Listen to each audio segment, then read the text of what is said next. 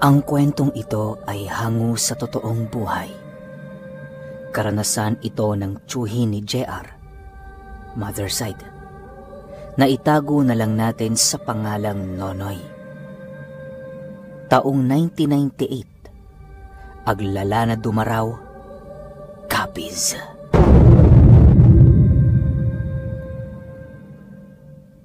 Itong mga panahong ito, nagtatrabaho bilang operator ng thresher ng palay itong si Nonoy sa bayan ng Dumaraw. Mahigit 30 anyos na itong si Nonoy at wala pa din itong asawa sa kadahilan ng masyado itong abala sa pagtatrabaho. At kagaya ni JR at ng isa pa niyang tiyuhin na si Toto, ay may mga tangan din itong mutya at may kaalaman din sa mga dasal pang kombate pisikal at espiritual. Dahil dito, marami din siyang nakilala na mga kagaya niyang may kaalaman sa lihim na karunungan. Isa dito ay ang kaibigan niyang si Kamlon na isang mambabarang. Ngunit hindi lang ito basta-basta mambabarang dahil may kakayahan din siyang manggamot ng lahat ng uri ng karamdaman na dulot ng masamang elemento. Magkasama sa trabaho itong si Kamlon at Nonoy. Magpapalitan sila sa pagpansya ng ginapas na palay sa tuwing magtetreser sila. Minsan isang hapon, katatapos lang nilang magtreser, ay nag-aya ng inuman itong si Kamlon. Siyempre, hindi naman umatras yung tiyuhin ni JR. At habang naglalakad ang dalawa, ay napag-uusapan nila ang susunod na lugar na pagtetresera nila. Noy, medyo malayo yata yung susunod nating pagtetresera na. Medyo makukuba tayo sa pagbubuhat ng mga parte ng treser nito. Wika ni Kamlon sa kaibigan. Ayos lang yon. Wala naman tayong magagawa dun eh. Isa pa, nadinig ko na malaki daw magbayad yung may-ari ng palayan eh. Kaya ayos lang yun. Tugon ni Nonoy. At nang makarating na sila sa pag-iinuman nilang tindahan, agad na silang bumili ng maiinom. At nagsimula ng mag-inuman. Habang nasa kasarapan sila ng inuman, bigla namang sumingit ang isang lalaki na nagngangalang Timoy. Mga tol, baka pwede naman ako makisalo sa inuman ninyong dalawa. Nakakalungkot kasing uminom ng mag-isa. Wika nito. At agad namang tinugon ni Kamlon ang lalaki. Sige, basta humiwalay ka ng baso ah. Wika nito. At napansin ni Nonoy na nakahawak si Kamlon sa suot nitong medalyon. Oh, kalma lang, Kamlon. Wala akong gagawing masama sa inyo. Makikisalo lang naman ako sa pag-iinom ninyo eh. Wika nito. At nang matapos na ang isang bote ng inumin, ay agad na ding umalis ang dalawang magkaibigan. Naiwan sa lamesa si Timoy. Oh, aalis na kayo? Hindi pa nga tayo tapos eh. Wika nito. Hindi na. Mauna na kami. May trabaho pa kasi kami bukas eh. Tugon ni Kamlon. Nagtataka naman si Nonoy kung bakit gano'n na lamang ang pag-iwas ni Kamlon sa taong yon. Nga pala, hindi taga Dumaraw si Nonoy. Tubong Santa Monica dumalag ito at nakidayo lamang siya sa Dumaraw upang magtrabaho. Uy pre, bakit gano'n na lang ang pag-iwas mo doon sa tao? Tanong ni Nonoy sa kaibigan. Aswang ang taong yun pre. Wika nito. Oh, ano naman kung aswang siya? Bakit? Hindi mo kayang labanan yun? Muling tanong ni Nonoy. Subalit hindi na sumagot pa si Kamlon. Sa halip ay umiling-iling na lamang ito. Kinabukasan, Maagang nagtungo sa lugar na pagtetersera nila ang dalawa.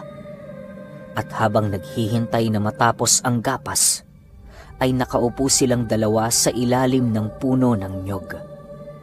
Hindi pa din maialis sa isipan ni Nonoy ang mga sinabi ng kaibigan niya tungkol doon sa lalaking nagngangalang Timoy. Kaya kinulit pa niya ito ng kinulit para magkwento. At gumana naman ang pangungulit niya dito. Sinalaysay ni Kamlon ang lahat tungkol kay Timoy. Ayon dito, simula pa noon ay talagang kilalang aswang ang pamilya nitong si Timoy.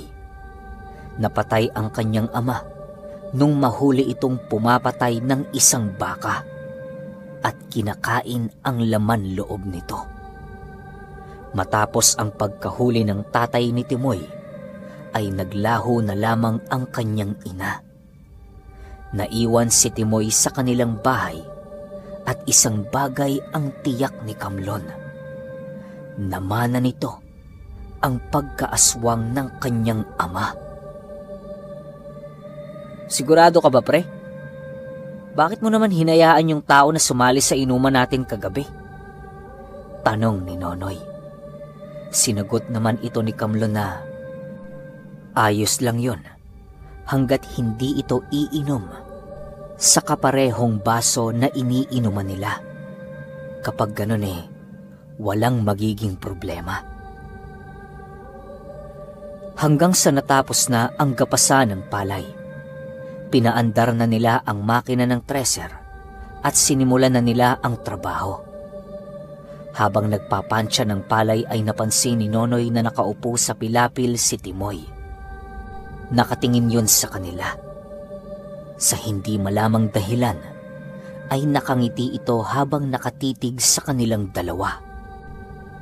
Kaya agad ipinagbigay alam ni Nonoy kay Kamlon ang mga nakita niya. Sinabi naman ito na ayos lang. Hayaan na lamang niya dahil wala namang magagawa ang taong yon sa kanila. Hanggang sa natapos na ang kanilang trabaho, at kagaya ng dati, nagyaya ulit si Kamlon ng inuman. Sa pagkakataong yon ay sa bahay na ni Kamlon sila nag-inuman. Gawa ng tapos na din ang trabaho nila sa lugar na yon. Ay, salamat. Makakapagpahinga na ako. O pre, magpakalunod tayo ngayon sa alak. Wala naman na tayong trabaho bukas Wika nito na sinang-ayon na naman ni Nonoy. Ang maganda lang dito kay Nonoy ay kahit na gaano karami ang kanyang ininom, ay tila hindi ito nalalasing. Ngunit ang kaibigan niyang si Kamlon ay tila ba hindi na makatayo ng maayos dahil sa dami ng ininom nito. Lumalim na ang gabi at tuloy pa din ang kanilang inuman. Nang biglang makaramdam ng kakaiba itong si Nonoy na parang hinihila ang buhok niya sa batok. At nang tingnan niya si Kamlon ay nakaupo na ito ng maayos. Parang naramdaman niya din ang kung anong nasa labas ng bahay. Para bang hindi ito nalasing. Kani-kanina lang para na itong patay sa himbing ng tulog sa upuan. Nararamdaman mo rin ba, Noy? Tanong nito. O pre, nararamdaman ko din. Tugon ni Nonoy. Dali-dali silang lumabas ng bahay. Inikot ni Kamlon ang buong paligid at wala naman itong nakitang kakaiba. Ngunit sakto lang na bumalik siya sa kinaroroonan ni Nonoy, ay bigla namang dumating si Timoy. Nakangisi ito sa kanila at nagsalita ng, "Sinasabi ko na nga ba pareho nga kayong may kaalaman. Para tuloy, gusto ko kayong hamunin." Wika nito sa mapang-asar na tono. "Anong ginagawa mo dito, Timoy? Bakit ka nandito?" Tanong ni Kamlon. Ngunit sa halip na sumagot, ay agad itong tumalikod at nagsabi na maghanda silang dalawa ni Nonoy dahil isa sa mga susunod na araw ay magkakasubukan sila ng nalalaman. Pagkasabi nito ay kaagad na ding naglaho sa dilim si Timoy. Nagkatinginan ang dalawang magkaibigan at takang-taka ang mga ito sa kadahilanang wala naman silang atraso sa taong yon. Bakit sila ang pinupunterya nito? Hindi malinaw kay Nonoy ang mga nangyayari, ngunit para sa kanya, mas mainam na ang maghanda at gayon din naman ang ginawa ni Kamlon. Kung dati ay hindi man lang ito nagsusuot ng mga medalyon, pero matapos ang pagbabanta ni Timoy, ay nakita ni Nonoy na halos mapuno ng medalyon at mga pangontra ang katawan ng kaibigan niya. Samantalang si Nonoy naman, ang tanging karga niya ay ang kanyang mutya ng ngipin ng kalabaw at iilang dasal na itinuro sa kanya ng tatay niya na si Lolo Carpio. Kung sa karanasan lang din naman, ay hindi mapag-iiwanan itong si Nonoy.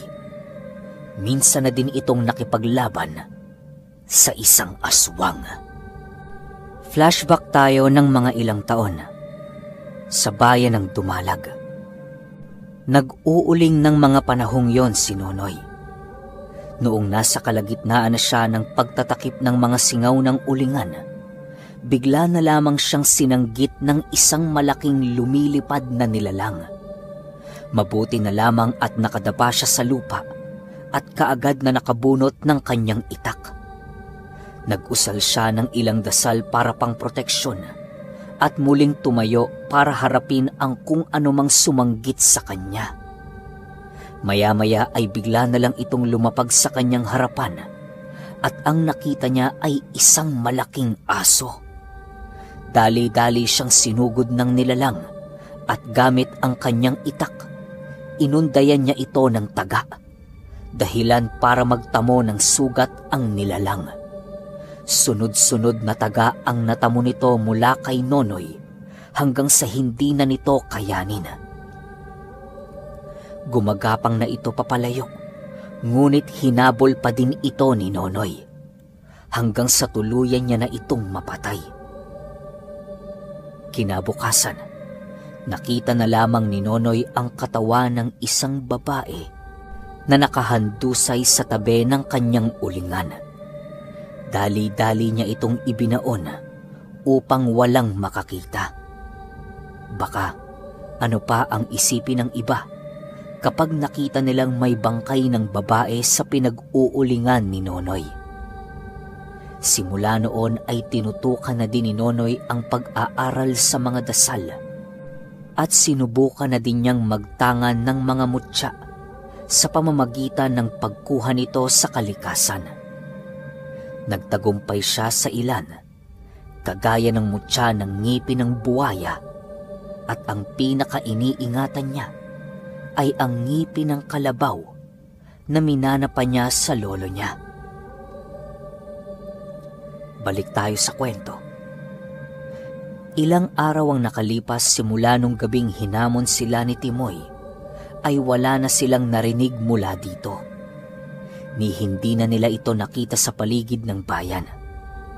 Inakala nila na wala na ang hamon na yon.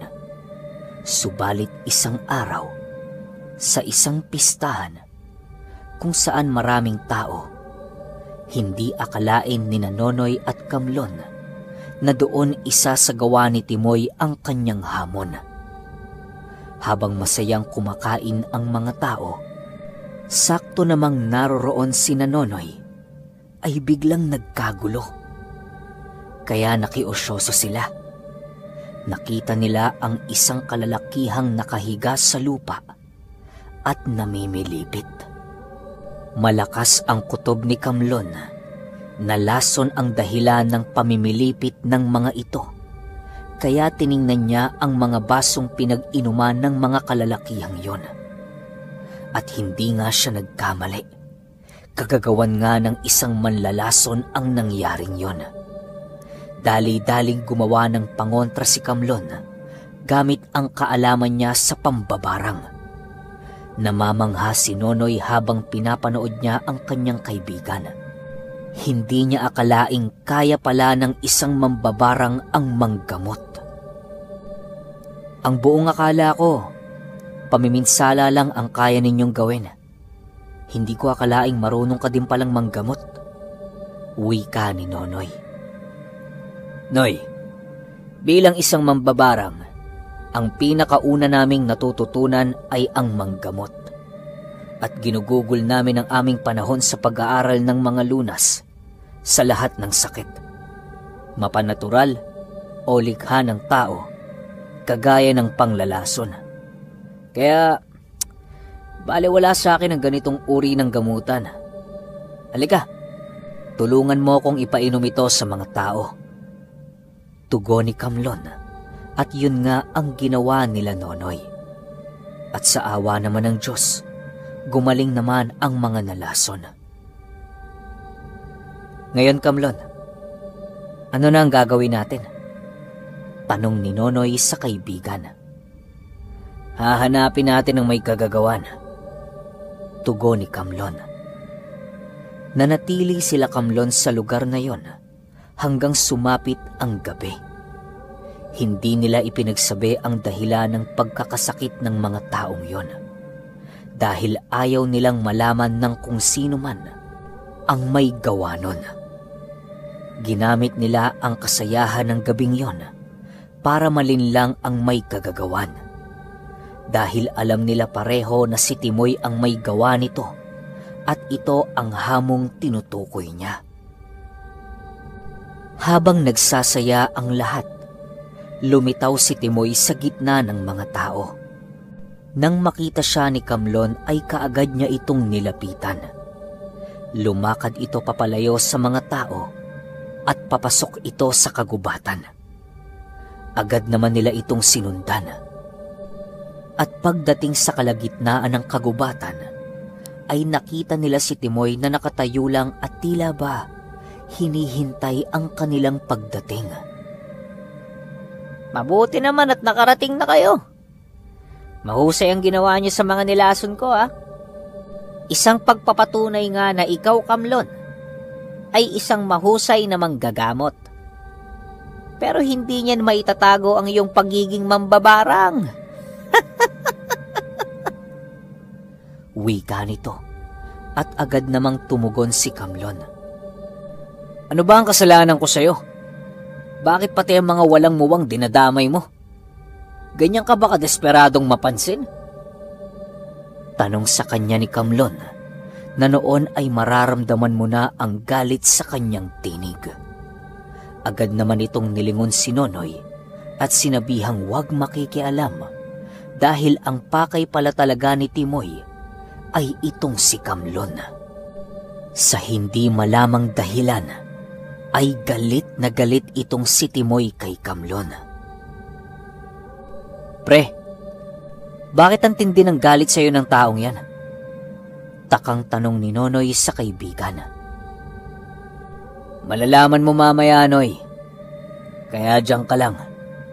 Huwag kang makikialam. Wika nito sabay sugod. Hindi akalain ni Kamlon nasasalubungin siya ni Timoy. Agad niyang inundaya ng kalmot si Kamlon, dahilan para magtamo ito ng mga sugat sa braso. Kamlon, ayos ka lang ba? Tanong ni Nonoy. Oo naman, galos lang to. Kaya diyan ka lang, ha? Hindi pa ako nag-iinit eh. Tugon ito sa kaibigan at agad na nag-usal ng mga dasal.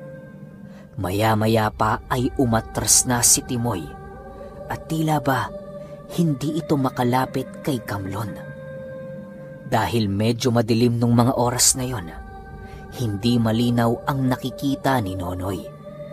Ngunit nang sipatin niya ito ng mabuti, nakita niya ang napakaraming insekto ang gumagapang pababa sa lupa mula sa katawan ni Kamlon. Naririnig pa nito ang pagkaluskos ng buong paligid sa kadahilan ng napakaraming insekto ang gumagapang sa paligid. "Ano, Timoy? Sumusuko ka na ba?" tanong ni Kamlon. "Maswerte ka na unahan mo ko, Kamlon. Pero tandaan mo, babalik ako para sa buhay mo." Wika nito at kaagad na namang naglaho sa dilim. Kasabay ng paglaho ni Timoy ay ang pagkawala din ng mga insekto sa paligid. Agad na nilapitan ni Nonoy ang kanyang kaibigan para alalayan ito. Dinala niya si Kamlon sa bahay nito upang malunasan ang kalmot na ginawa ng aswang na si Timoy. Laking gulat ni Nonoy nang sabihin ni Kamlon na ang kalmot na yon ay may lason. Biglang nanlamig si Nonoy sa kadahilanang hindi niya alam ang kanyang gagawin. Isa pa, wala naman siyang kaalam-alam sa panggagamot. Pero sinabihan siya ni Kamlon na huwag mag-alala dahil hindi naman siya nawala ng malay. Agad nitong inutusan si Nonoy na kumuha ng mga gamit at sangkap na gagamitin sa panggamot ng lason. Kailangan kasing gumawa ni Nonoy ng isang pangontra para hindi tuluyang kumalat ang lason sa katawan ni Kamlon. At ang hindi alam ni Nonoy, kapag hindi naagapan ang lason, ay maaari yung ikamatay ng kaibigan niya. At nang matapos na ni Nonoy ang ipinagawa ni Kamlon, ipapainom niya sana ito sa kaibigan. Ngunit pinigil siya nito. "Noy, teka, hindi ako ang iinom niyan, kundi ikaw." Nagtaka naman siya sa kaibigan niya kung bakit siya ang iinom ng ginawang pangontra. Ngunit kahit may mga tanong sa isipan, ay ginawa niya ang utos ng kanyang kaibigan. Ininom niya ang ginawa niyang gamot at laking gulat niya nang bigla siyang sinugatan ni Kamlon sa braso. "Aray pre, ano ba yan? Ang sakit. Bakit mo naman ako sinugatan?" Gulat na tanong nito. Pero hindi tumugon si Kamlon. Sa halip ay ipinahid niya ang dugo mula sa sugat ni Nonoy doon sa mga tama ng kalmot sa braso niya. Maya-maya ay nawalan ng malay si Kamlon. At nang tingnan siya ni Nonoy, ay mahimbing na itong natutulog. Marahil ay napagod ang kaibigan niya sa labanang yon. Kinabukasan, nagulat si Nonoy dahil nang tingnan niya ang kaibigan, ay wala na ito sa higaan at ang mga bendang ibinalot niya sa sugat nito ay nasa sahig na. Kaya dali-dali itong lumabas upang hanapin ang kaibigan.